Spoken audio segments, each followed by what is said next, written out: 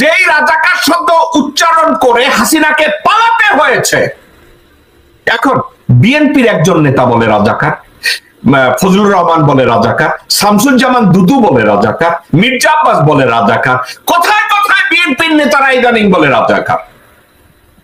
আপনারা বুঝেছেন কোথায়? এখন কি ভারতের কাছে তকমা নিয়েছে রাজাকার বলে আমাদের জনগণের মধ্যে একটা ডিভিশন তৈরি করার প্রয়াস? আমি যদি এটা বলি সেটাকে ভুল হবে?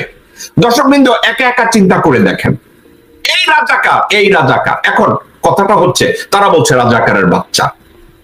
ফজলুর রহমান সাহেব, আপনি কি ভারতের কুত্তার বাচ্চা যে বাংলাদেশের ধর্মপ্রাণ একটা মুসলমানের সন্তানকে জামাত বা শিবির করে এই জন্য তাদেরকে রাজাকার বলবেন? আপনি কি শুয়োরের বাচ্চা? হু আর ইউ? বাংলাদেশের রাজনীতিবিদরা